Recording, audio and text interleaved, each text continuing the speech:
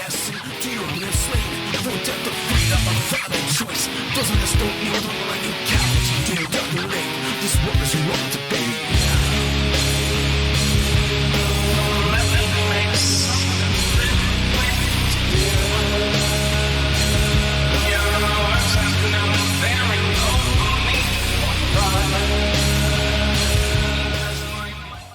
What's up, guys? Our Wrestling Podcast back at you with another episode. This is Dave Vicious along with Jess the Total Package, Craig the British Bulldog, and Joe and Cuz Rob this week, bringing you our perspective on the world of professional wrestling. No inside sources, no ties to the industry, just stories from the diehards, sharing opinions with you. Can someone feed me today's topic? In Your House dose. The second ever In Your House. There was a lot of In Your Houses. This was the second one. You don't get 3 hours. You get 2 hours. You get an off calendar pay-per-view. It's like you pay a little bit less. What you say, Craig, is it has a lot of weight to it because like this was WCW kind of pushed the envelope of like, we're going to do a pay-per-view at least 10 months out of the year. And people are like, what? That'll never work. That will fucking never work. Turns out it saturated the fuck out of the market. But at the time, it was fine. And then, so WWF said, okay, we want to compete with that, but we don't know if we want to do a full 3-hour pay-per-view every month yet. So they created, in May of 1995, they did the first In Your House, which instead of 3 hours was only 2 hours. Because they were dying and almost at their most contracted and at their worst, like, ever. But it was the only solution they had. Yeah, so it brought in more revenue, and so instead of a 3-hour pay-per-view, they did a 2, and instead of charging you $30 for it, or $24.99, they only charge you $14.99 for it. So who's not going to get that price? Who's not going to do that? That was the hope. That was the thing. I think it had some success. We'll jump into it. Well, yeah, I think that it was not a bad idea, especially in 1995. A lot of people forget that American wrestling sucked in 1995. Hey, American wrestling was really bad. Yeah. And this particular pay-per-view was kind of gimmicky. It was in Nashville. Jeff Jarrett and Rhodey had a first live performance. There's a lot of connections. They did it well. They sold it well. Just watching it on the build-up. So I'm sure it was done well on pre-build-up. We're going to jump into this fuck fast. Audio fans. So the main event was. Oh, hey, give us a listen to Apple, Spotify, SoundCloud, iHeartRadio. And I give it a solid. Podcast. Yeah, just let me just say that I YouTube think and our wrestling channel, and just on social media, give us a follow on Instagram or Twitter at O.W.P 2019 or on Facebook at Our Wrestling. But Yeah, no. Dave, let's just jump into this fucking mud fest. We are going to jump into it. 90,000 people, Titan Stadium, 1995, May 14th. people. Okay, let's do this over. July 3rd, 1995, Nashville, Tennessee, at the Nashville Municipal Auditorium. We have an attendance of 6,482. That shit was not sold out, bro. Okay, I got most of that right, though. Yeah, I got most of that right. With a buy rate of 280,000. That's where it kind of makes more sense. Well, that 14.99. Which I think nowadays people would kill for that. Sure. Yes, right? But coming off King of the Ring, I think before that, 150,000 buy rate was their lowest in company history. So they were at the fucking bottom of the barrel at this point. Yeah. It was getting tough. So $14.99 worked, I guess, for the second pay-per-view. Would you say it worked? Sure. Yeah. I think it was helping things out a little bit. It probably did what Vince needed to do for the time to kind of stay afloat, is what we'd argue. Vince McMahon, by the way, is announcing along with Jerry the King Lawler. Oh my! We had a different ring announcer. I don't know who that was. I couldn't find it. I'm sorry. It's fine. Nobody cares. Jess, can you do me a favor and talk about who our champions are on both sets of major products in the U.S.? You don't have to do this. So WCW, the World Heavyweight Champion was Lex Luger. Hulk Hogan was the boring WCW champion. Who wrestled this night, by the way. Mm-hmm. The United States Heavyweight Champion was Sting. The World Tag Team Champions, for whatever odd reason, was Dirty Dick Max Slater Montoya. and Bunkhouse Buck. Wait, what? And the That's worse than what you say, Craig. Yeah, what the fuck? And the television champion was the goddamn Renegade. Oh my gosh, what a horrible time. Yeah. And then they went out of business. Just kidding, they didn't. No, well, 5 years later, right? Match number 1. The Roadie defeated the 1-2-3 Kid in 7 minutes and 26 seconds. I give the match a C. The wrestling is not bad, but I'm not a fan of continuously going back to Double J throughout the match. And by the way, the pile driver from the top rope. We're going to talk about that in depth. I'm going to let you guys do that. But the pile driver on the top rope was extremely sloppy and dangerous. I just had to get that out. It scared the crap out of me. Look at this move, McMahon! Oh! Driver! From way up above, and hopefully the kid's neck is on! That is it! The winner of the match, the Roadie! Thank you. Go ahead. I gave it a C+. I would have given it a B- if that pile driver was clean, but it was sloppy as shit. Like if you're gonna do a move like that, especially with somebody who was inexperienced as Road Dogg here, who was very rawly talented, but they were just trying to introduce him here. They were trying to separate him as like Jeff Jarrett's roadie, get him in singles competition, because we're going to talk about it later. It was supposed to develop into a program with the roadie versus Jeff Jarrett. I give it a B-. I liked it. Wow. They botched at the beginning. Wow. The first sequence, I don't know how much they'd wrestled together, but the first 30 seconds, I was like, oh shit. It was not great. He missed like a leapfrog and got caught. I wouldn't say it was an A+ bar burner to open it up, but no, it very much this entire. And by the way, I'm just gonna. Sorry, Dave. I'm gonna set the table just for the whole event. They're in Nashville, Music City. I think I'm gonna do a little spoiler here. It's a 2-pronged event to make Jeff Jarrett, and to also be okay with Jeff Jarrett losing the IC title later on in the event. And I just spoiled it. This whole thing was supposed to lead into the roadie and Jeff going their separate ways and feuding. So it was all like this was all made up to like Jeff Jarrett is going to sing "Back with My Baby Tonight," and he wrestles Shawn Michaels for the IC title, and you get to open up with Roadie. So you've got a couple storylines here, and it's in Nashville where the crowd is working, and you have Todd Pettengill from the crowd asking complete rednecks whether they like the song or not. Did you know it was in Nashville? Did you know that? I did. They forced it down my throat. Yeah. I'm sorry that I Go ahead. Go on. Yeah. Go ahead. I'm just trying to set the table. You're doing great. You're doing great. I think I oversaid it. There's too much food on the table. Oh, match number 2. Men on a Mission, King Mabel and Sir Mo defeated Razor Ramon and Savio Vega in a tag match within 10 minutes and 9 seconds. I give it a C+. It's a little better than I thought. I really expected Mabel to be really bad here, and I didn't realize that Mo is really the horrifying wrestler that he is. He is worse than King Mabel. I don't care what anybody says. Go back and watch him step from ringside to ringside, and you'll see it. He is terrible. He is absolutely terrible. I couldn't get over that. But what I can tell you is that there were some really big moves from Razor, and Savio Vega kind of saves the day. That's why it's not less than a C+ for me. Savio Vega, and Craig, you've talked about this forever. I know, Jess, you also agree. Savio Vega was so underrated. There was just stuff, he didn't get a chance to do much here, but when he did things, I was like, damn, that guy was good. So good. C+ for me. Sorry, go ahead. We have a Freebird interviewing 5 of Diesel's Lumberjacks for like no reason. I don't know. Speaking of assholes. Yeah. Hey, Doc. Your name's Doc now. That's cool. You're a Freebird. Doc Hendricks. Doc Hendricks. And then Jeff Jarrett actually comes in to sing his song "Be My Baby Tonight." Ha ha. Double J. And does like by the way, does like I'm a gonna grade this 3-minute cut promo before he sings it. It's so much bullshit. I'm sorry. What are you talking about? He literally comes in and cuts a promo before he sings the song. It takes forever. And it does take forever. I will say, it's so funny. I kept thinking of Joe this entire time because he hates Jarrett. And like, I really wanted before I knew he was not going to be on this particular episode. You're like, I was like, I'm gonna drill him with how great Jarrett is here. And then like, he's cutting the promo and he won't fucking stop. And I'm like, just stop talking. Just he's sing like, the song. I'm the world's greatest singer, the world's greatest wrestler. And I was like, oh my god! Like, he just wouldn't stop. Like, just go. Yeah. I'm really looking forward to this. You're nervous. Admit it. Me? I'm nervous? Yeah, you gotta be. Now don't you forget. You gotta have egg all over your face. J-E-double-F. J-A-double-R-E. Double T. Well, he can Double J. sing. Jeff Jarrett. And he the can world's spell. greatest entertainer, the world's greatest wrestler, and you're fixing to find out the world's greatest singer. Whoa!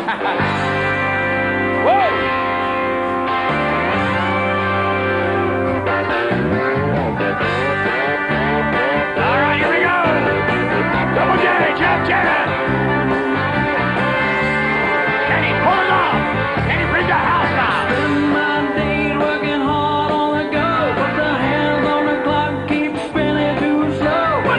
can't wait to be alone with my baby.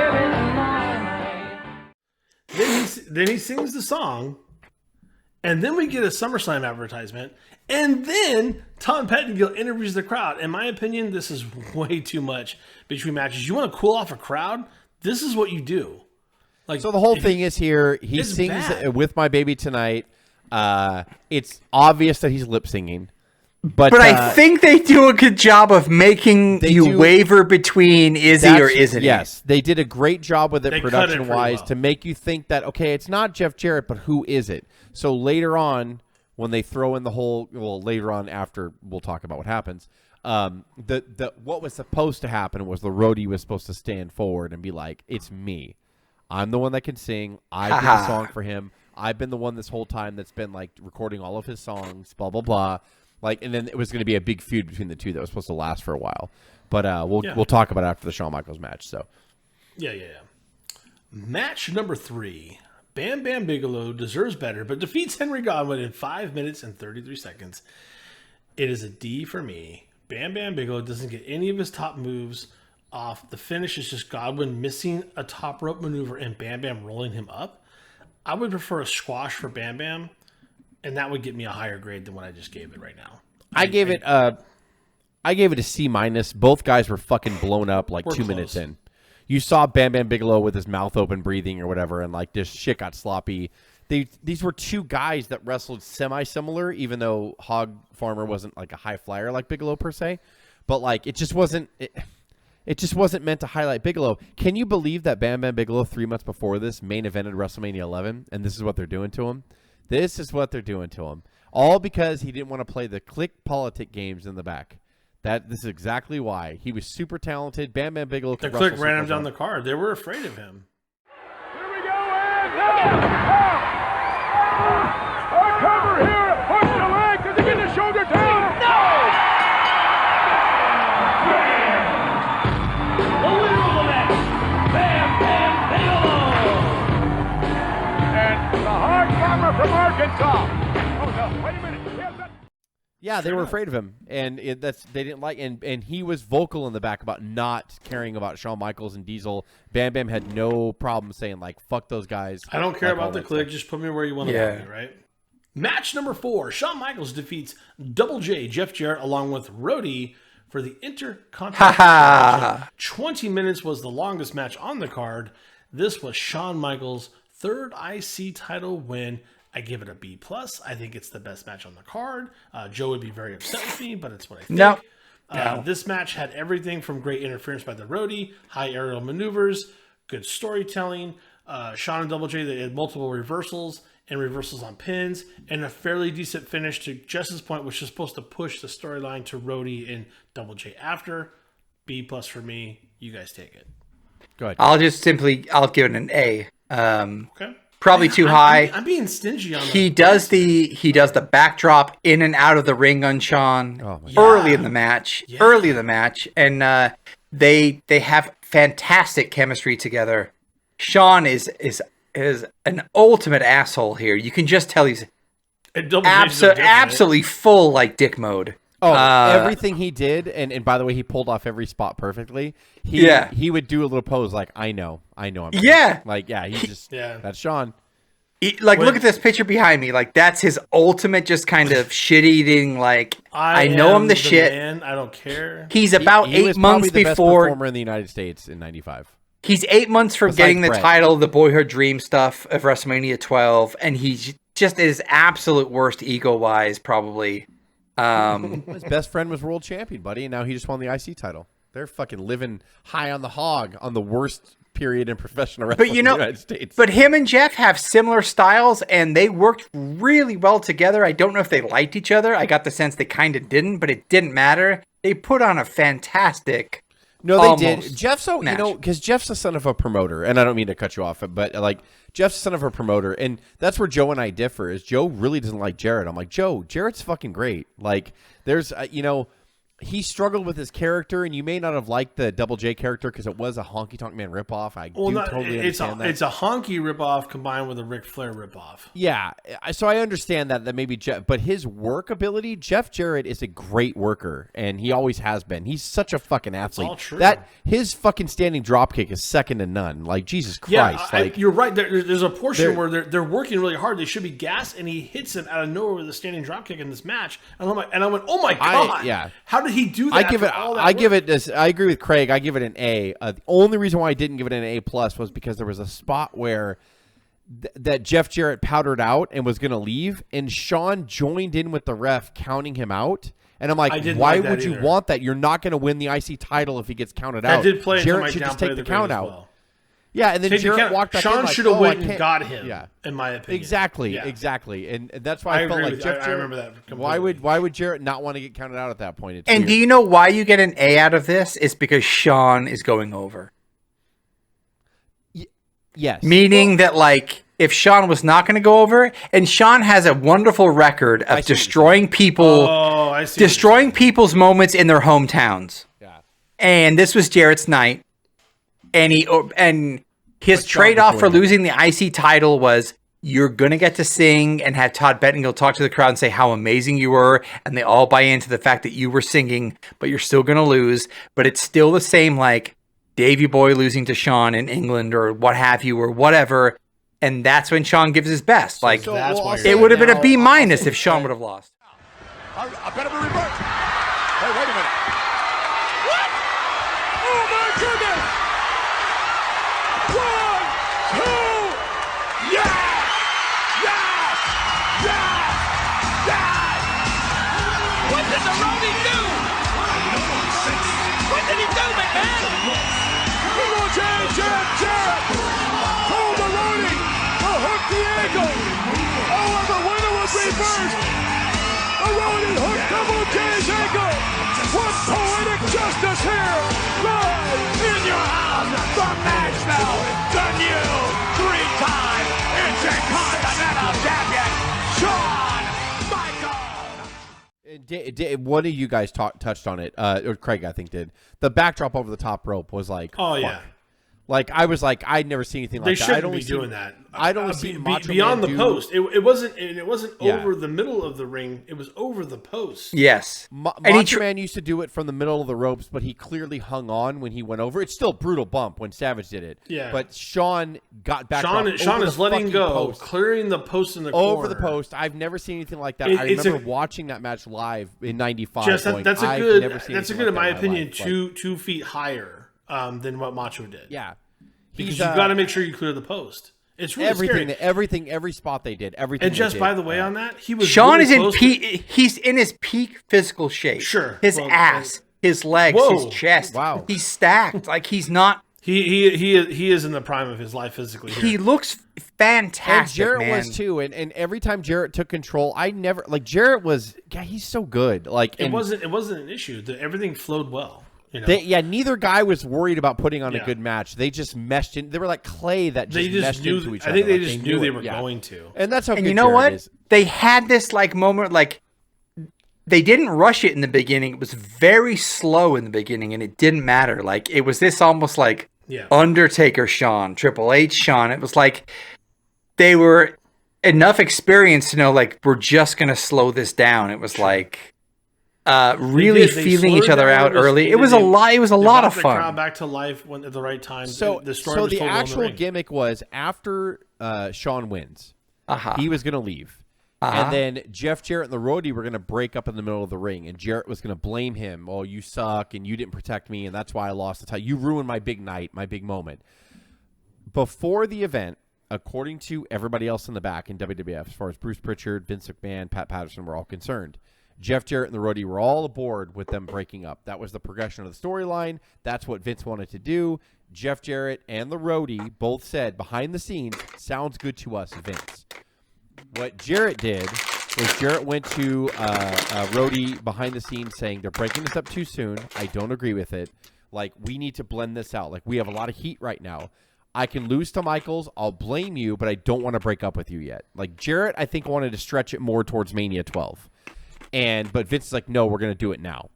So I guess after that match, Jarrett told the roadie before they did the match, when I lose to Michaels, we're rolling out, we're powdering the fuck out, we're going to have our bags packed, and we're out of here. And that's exactly what happened. So they did, I don't know if they showed it on this pay-per-view, Dave. Do you have a segment of Michael Hayes trying to... Doc Hendricks trying to so there's two things that happen. So Sean is interviewed with his buddies in the back after the victory to sling more t-shirts. Don't forget that. Of course. But Jarrett does stay in the ring during Sean's celebration, just sitting there. Brody's trying to pull him out, but doesn't. Sean was supposed to leave, and then after he left, they were going to face off, and he's going to be like, "You cost me my match." But that way he could argue that Sean wouldn't leave the ring, so we just left. Yeah. So I think it's really smart. Okay, that's very interesting. Yeah. Because all I know is Sean versus Brett. Get that piece of shit out the ring. Sean likes his moments by himself. Sean probably stayed around. So if Jarrett was in the ring, there was something coming after that. It was all planned. Jeff Jarrett just literally didn't listen to Vince. Yeah.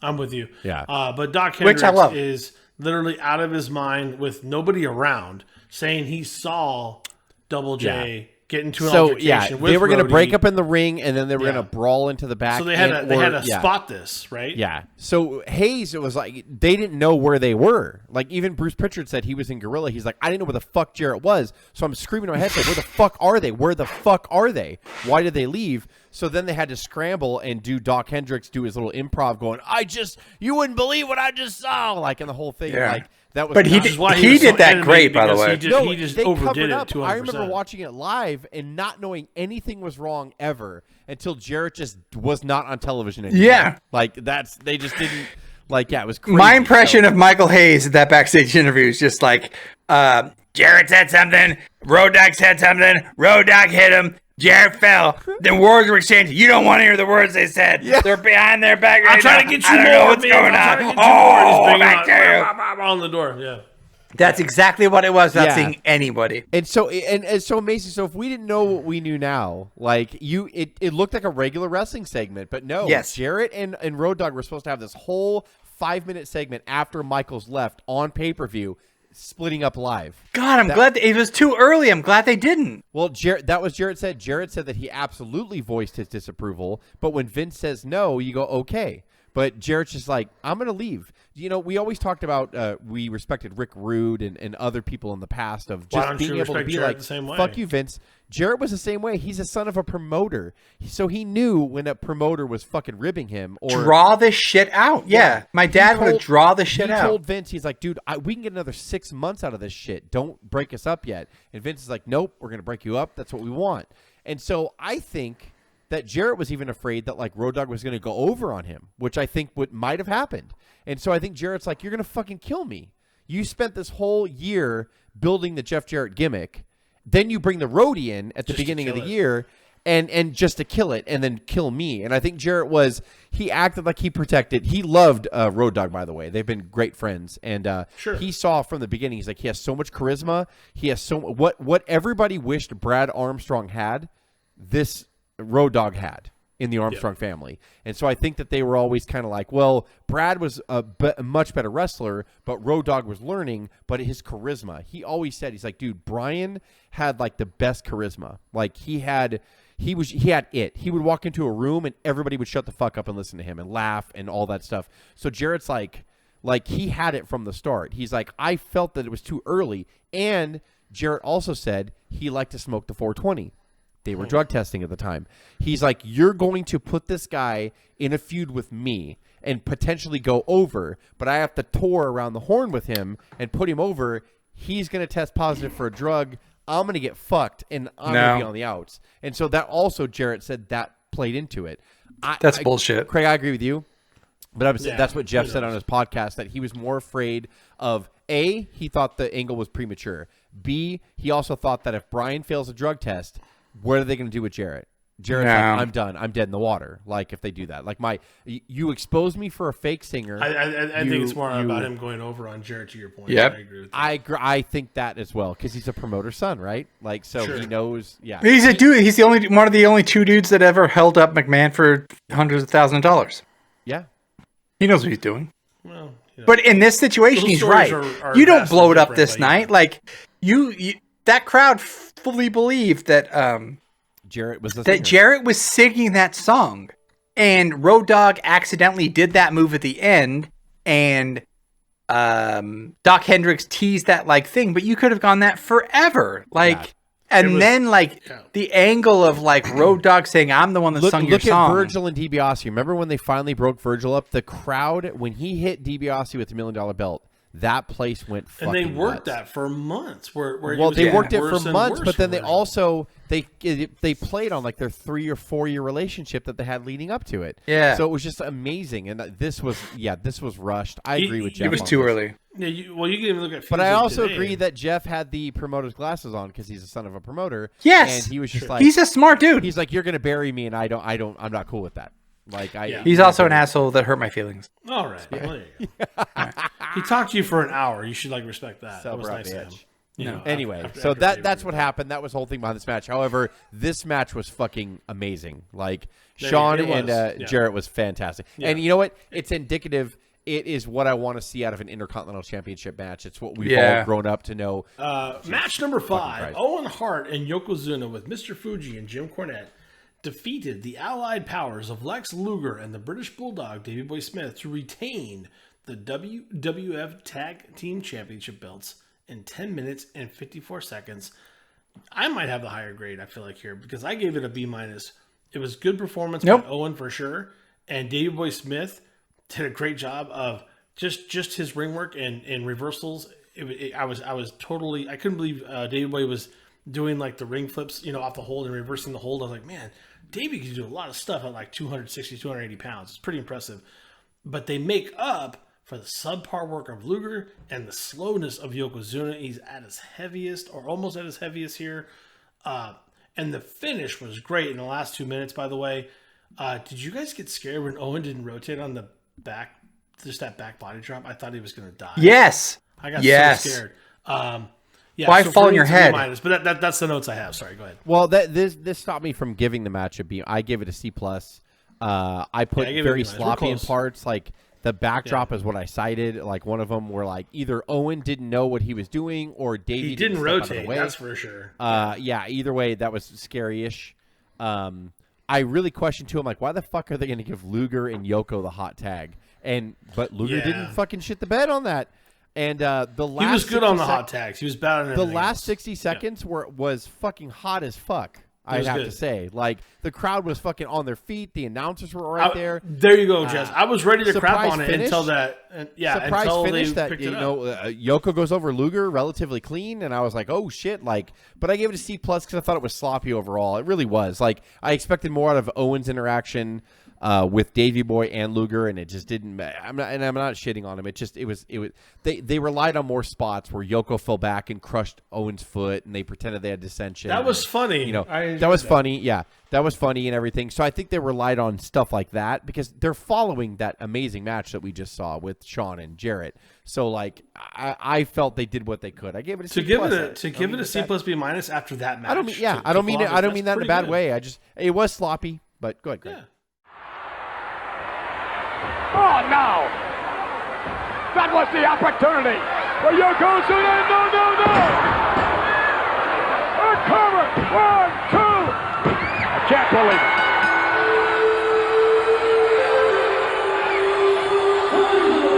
A gallant effort on the part of the Allied Powers. Owen Hart and And Jim Cornette, the American spokesperson, along with the manager, Mr. Fuji, gleefully exclaiming victory here. Yes, look at this. They still are WWF Tag Team Champions. All right. By the way, we get a pitch of the WWF Do you have Superstar examples? Hotline, which is only $1.49 a minute, ladies and Fuck gentlemen. that, by the way. Call every match. Thanks, Vince. There you go. You Trying to get me on a money-hungry short fucking... $50 pay-per-view and rate me on future the shirts, billionaire. and they want And that yes, guy. $16 here, $1.49 a minute, and pay $16 for the pay-per-view. Thank you. Fuck that guy. Doing it. All right, final match of the night. Diesel retains his WWF Championship against Sid Vicious. Jesus Christ. Can I go first? Yeah, sure. In a lumberjack match that lasted 10 minutes and 6 seconds. Please, Craig. You're stepping into D- territory here. It No, feels like we're nothing not. was planned. That's why I want to go first. Oh, sorry. I can stop. My bad. You go ahead. I can give you my stuff. I give it a C. What? Because You stopped me to give it a C? Yep. Is that what you're saying right Sid now? versus Diesel, usually, I wouldn't watch it. I'd skip it, and I'd maybe say, like, Hey, watched Craig. it, and I might have researched Meltzer's grade and give it a star below. I watched this. It was coming back off of Diesel's shoulder injury, if it was real. His elbow. Who knows? The interaction between all the lumberjacks was comical to me. You could see the faces. You can always see Shawn Michaels mocking the people on their side, the heels. For no reason at all, Sid jumps into the faces side And Nash after jumps into the 10 heel minutes side. after Diesel jumps in. But for some reason, it was better to me than just a regular kind of Diesel. Why does that make you happy? I'm like, why would you do that? I'm just gonna jump into the enemy side. If I'm in World War II, I'm just gonna jump into the German trench and see what happens. I will say that it was just a what are you little bit talking about? infectious. The crowd was hotter than it should have been for a Diesel and Sid match, even though Sid, to me, looked lost in there and was low They energy. had nowhere to go. But They were surrounded by lumberjacks. You can't because put there was two big dudes 30 like that and keep them in dudes, the and ring. because there was all the dynamics of 30 dudes, I enjoyed it more than watching those two just bump into each other and powerbomb each other and just. I gave this match a fat fucking F. From the beginning, as soon as I saw Shawn come out with Diesel, I was like, you fucking cocksucker. He's the world champion. Why can't he come out by him? Why does he have to come out with I didn't even fucking think that you? far back onto the match. That's so Why does he have to come out with you? That's you putting your shit on Sean. Yeah, well, yeah, that's what I mean. It It's still just affects the annoying. match, though, yeah? And I'm sure they all talked about it in back, and they all whacked each other off, and Vince and him and the triangle whack I'm going to off come out and happened, support you. Oh, yeah, y'all gonna come out with each other. Oh, yeah. Whatever. Whatever. Fine. Jesus. You want to push Diesel, and he's got to be your big world champion, but you need Shawn to get him over. Okay. So put the title on Shawn then, you fucks. What the fuck are you thinking? Happens They eventually will. anyway, They doesn't it? will. Yeah, they will eventually, and then that will Yeah. shit the bed because they put Jose Yeah. Lothario with them, and it's stupid. So it's just it's all dumb. The whole back is dumb. The whole back is stupid in '95. They have themselves to blame for being in the worst period in American wrestling history. So they come out there. The match is sloppy as goddamn fuck. Sid and Diesel are awful with each other. They're awful. The boot was just fucking. What? I stood That up was and I perfect. was That's like, perfect. I'm done with this shit. When was he gave him a perfect. big boot, it wasn't even a proper big boot. Sid was already Dude, halfway down. have you ever on the given a mat. big boot to somebody? Sid was already halfway down on the mat, knowing the boot was coming. He's like, let me bump an hour before you even fucking get here. It was Sid was can I also on just so say- many somas or something. He was half speed during Watching this. watching because those he knew guys it come was off the shit. ropes, too. I don't know how to explain it. Was he trying to protect Diesel's shoulder? What was the deal? $1 million corporation. Wait a minute. Off the road now. Man up down. Coming. 1, 2, yeah.